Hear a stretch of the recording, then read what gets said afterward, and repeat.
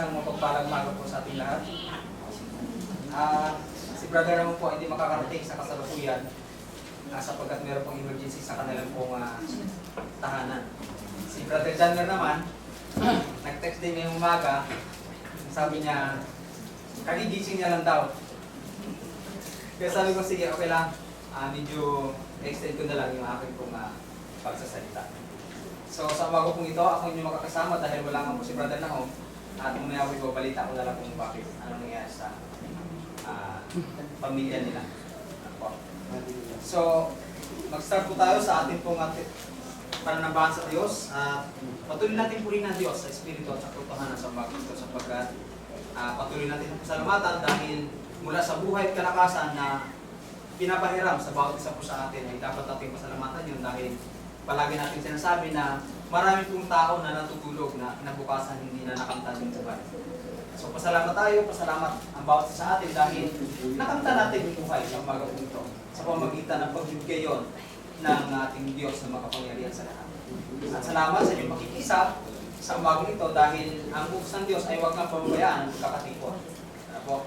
Dumago tayo doon sa aking pong inihanda na paksa na ating pagpagsaluhan sa umaga po ito. Ito po ay patungkol sa ang paksa na ito po ay yung pong estudyante pa ako.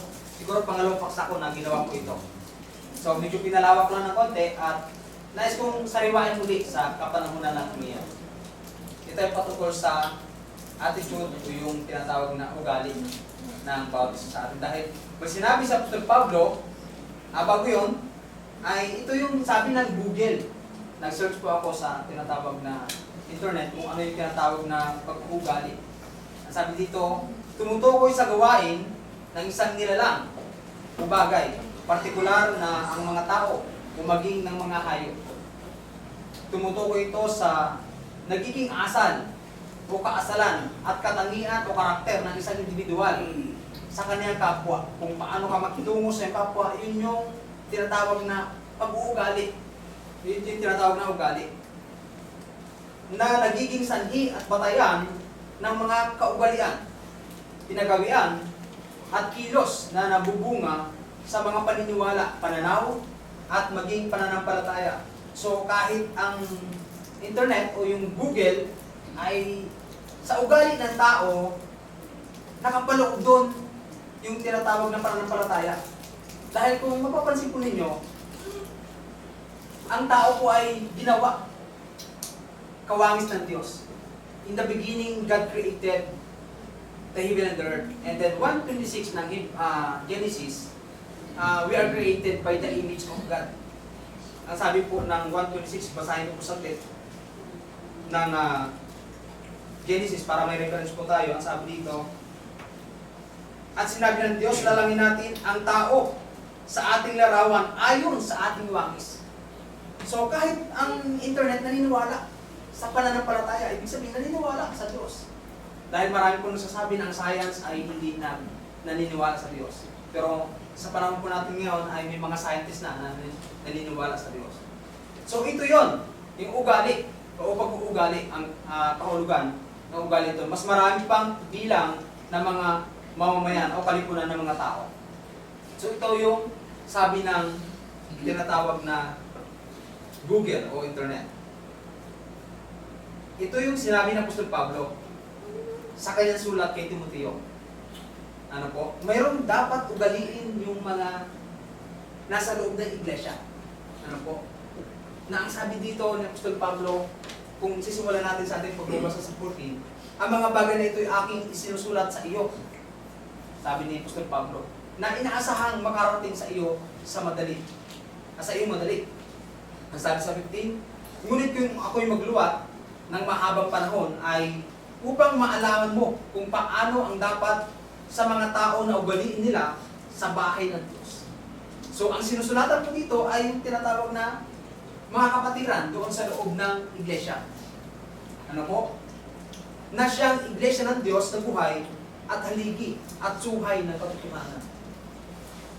So, tingnan natin bakit sinulat ng Apostol Pablo yung bagay na ito na dapat sa mga tao na ugaliin nila doon sa tinatawag na bahay ng Diyos o doon sa mga kapatiran. Ano po? Nagsulat ako dito, gumawa ako dito ng ilan sa mga dapat at hindi dapat. Dahil kasama ito sa binabanggit ni Apostol Pablo na hindi dapat gawin ng nasa loob ng iglesia. So inuna ko po yung hindi dapat gawin. Dahil ganyan din naman ang sulat ni Apostol Pablo sa kahit doon sa Galatia na mababasa po natin mamaya. Ang sabi niya dito sa Galatia 5:20, basahin po natin. Ito yung mga hindi dapat gawin ng mga Kristiyano doon sa tinatawag na Iglesia ng Diyos. Ang sabi ng Galatia 5:20,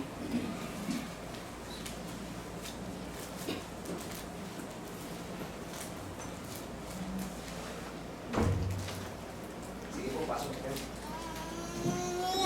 Galatia 5:20, ganito po yung sinasabi. Pagsamba sa Diyos-Diyosan, mga pagtataniman, mga pagtatalo, mga paninibugo, mga pagkakaalitan, mga pagkakampi-kampi, mga pagkakabahabahagi, mga hidwang pananampalataya. So sinabi ni Apostol Pablo sa kanyang sulat na hindi ito yung dapat ugaliin ng mga tao na nasa loob ng iglesia. Muli, lagi nating pinapaalala na ang bagay na ito, sinabi ni Apostol Pablo na ang bawat isa sa atin ay magpaalalahanan. Hindi porket sinasabi natin ang bagay na ito yung nagtuturo is napakalinis na, hindi na nagkaroon ng pagkakasala. Gaya na sinabi ng Apostol Pablo, mga tao lang din, kahit kami nagkakasala din, nagkakaroon ng karamdaman.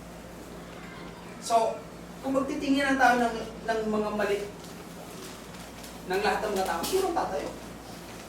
Lahat. Ano po? Nagtitiis ang mga mangaral na kahit na medyo mahirap